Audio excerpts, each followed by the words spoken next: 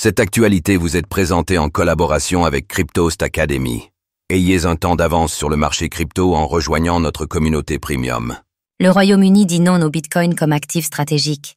Le Royaume-Uni écarte l'idée d'une réserve en Bitcoin, mais vise à devenir un centre mondial de la crypto-monnaie. Tandis que l'UE mise sur MiSA et que les États-Unis tâtonnent, Londres choisit d'intégrer les crypto-actifs à son cadre financier existant. Ce pari d'équilibre fera-t-il du pays un leader innovant ou un refuge pour les dérives du secteur crypto?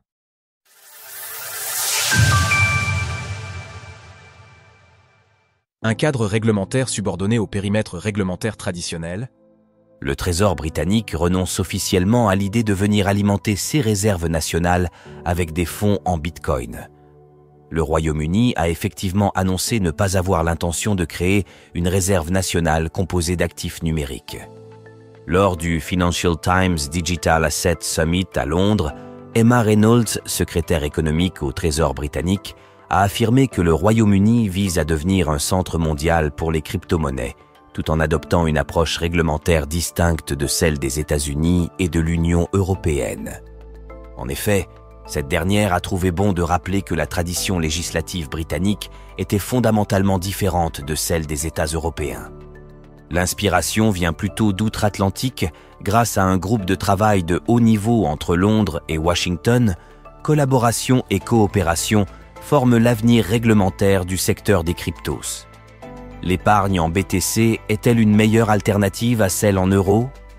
Cependant, ce ne sera pas une copie parfaite puisque selon Emma Reynolds, il est primordial de s'adapter aux particularités du marché. En effet, le pouvoir britannique estime que la réglementation des actifs numériques doit se faire dans le périmètre réglementaire dans lequel les entreprises de services financiers traditionnels opèrent. Ainsi, plutôt que d'introduire un cadre autonome comme le fait MiCA en Europe, la stratégie britannique consiste à intégrer les crypto-monnaies dans le cadre des services financiers existants. Même risque, même approche réglementaire. Emma Reynolds. Le projet d'une réserve stratégique est réfuté, mais le pays examine cependant le potentiel que recouvre la technologie de la blockchain pour émettre de la dette souveraine.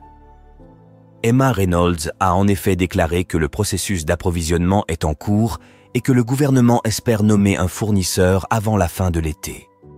Trouver le juste équilibre entre souplesse et rigueur. Malgré un discours laissant penser une incompréhension totale des principes fondateurs de Bitcoin, la mère des crypto-monnaies, la secrétaire au Trésor, a tout de même reconnu que certains de ces principes représentent une difficulté réglementaire pour les États. Elle s'est attardée sur la nature décentralisée de Bitcoin en déclarant que le gouvernement se trouve impuissant face à cette caractéristique. Elle a également reconnu la difficulté à catégoriser juridiquement les technologies décentralisées qui, sans entité centrale, rendent l'identification d'un responsable difficile. Comme le constate le Royaume-Uni, cette divergence de fonctionnement avec les structures centralisées traditionnelles rend l'action réglementaire complexe. Intégrer des technologies de rupture avec des logiques et des fonctionnements propres dans un cadre pensé pour des institutions centralisées et identifiables s'apparente à un casse-tête redoutable. Dans l'actualité, traiter le Bitcoin comme l'or et soutenir les mineurs de BTC. Le plan du secrétaire au commerce des États-Unis. Suite au Brexit, Londres a considérablement érodé sa position de centre névralgique des marchés financiers européens.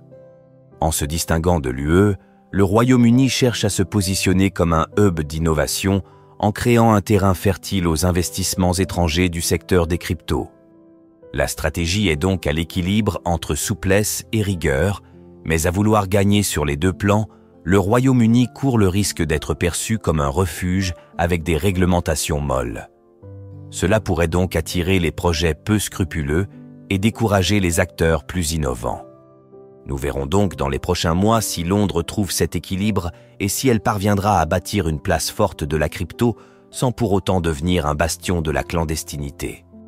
Retrouvez toutes les actualités crypto sur le site cryptost.fr.